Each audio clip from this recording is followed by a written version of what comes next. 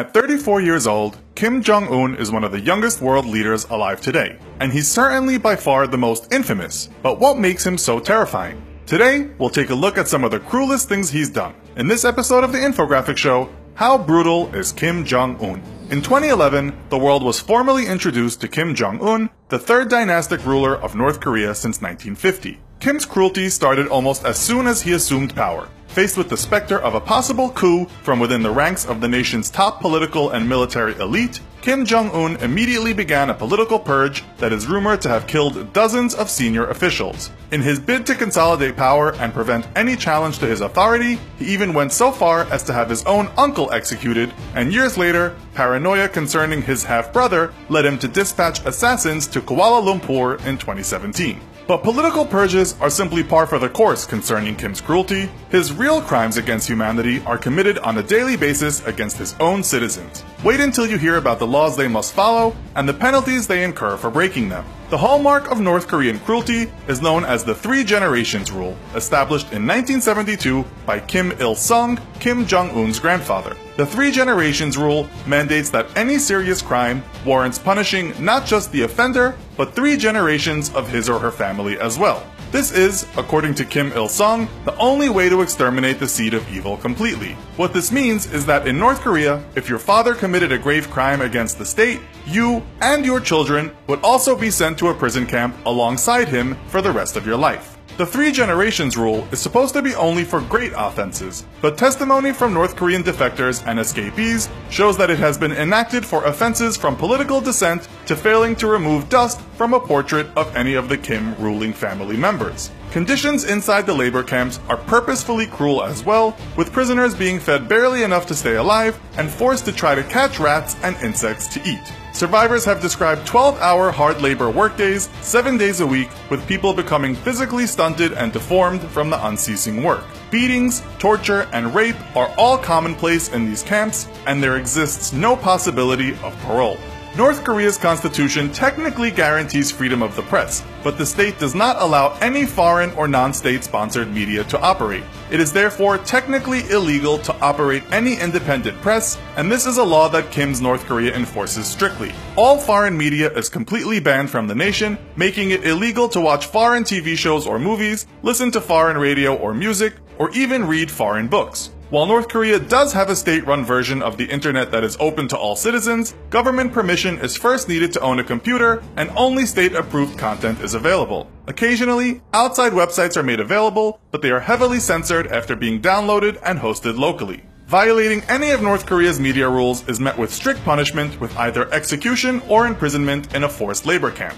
North Korea's constitution also technically guarantees freedom of religion, but Kim Jong-un's government is extremely hostile to the idea of any religion, and the practice of it is banned by law. In its place is a national ideology of Juche, a hybrid fusion of Marxism and Korean nationalism created by Kim Il-sung.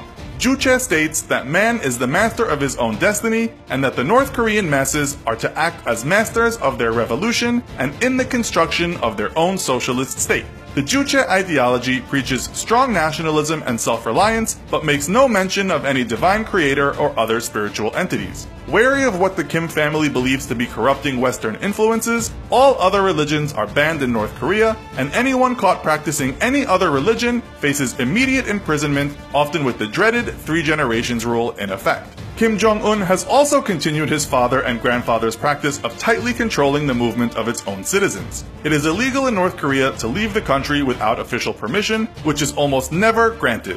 While thousands of defectors and refugees still attempt to flee across the border into China or through the heavily mined DMZ into South Korea, they do so knowing that their families they leave behind will likely be punished in their absence. Even those that manage to successfully escape, though, are still not safe, as North Korea has for a long time conducted international abductions and forced repatriations of escaped citizens. North Koreans in Japan, South Korea, China, and even as far as Europe have all been the target of North Korean abduction squads who force the individual back home under threat of violence. Sometimes they even drug them and smuggle them back home. Once returned, you guessed it, they face execution or forced imprisonment, where they will likely join whatever family they left behind in a forced labor camp.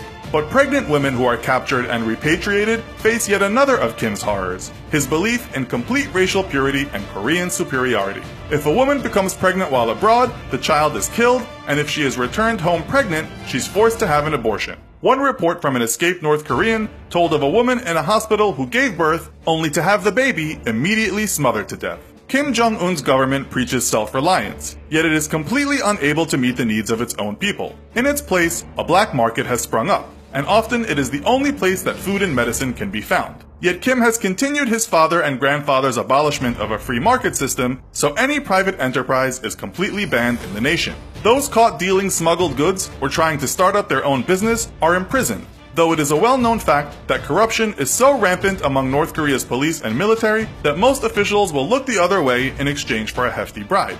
Theft, however, is still harshly dealt with, even things that would seem petty to you and I. In 2016, 21-year-old American college student Otto Warmbier, on a sponsored tour of the nation, stole a propaganda poster off his hotel's wall and was caught. His sentence was 15 years of hard labor for trying to harm the motivation and work ethic of the Korean people. Though he was released to the US 17 months later, Warmbier suffered severe brain trauma by then, likely due to severe torture and starvation, and died days later. In North Korea, your freedom, everything from what you watch, read, or even where you can work, is severely restricted, and there exists no due process. The country is ruled completely and absolutely through the brutality of Kim Jong-un alone, who fears dissent so much that he is willing to go to extreme lengths to prevent it. While you may occasionally get annoyed by the rules and laws in your own country, at least give thanks that, safe at home, you don't face the possibility of getting sent, along with your entire family, to prison for failing to dust the portrait of your country's ruler. So, what do you think about Kim Jong-un's brutality? Are there any unfair or unjust laws in your country? Let us know in the comments. Also, be sure to check out our other video called What If Hitler Had Won? Thanks for watching, and as always, don't forget to like, share, and subscribe. See you next time!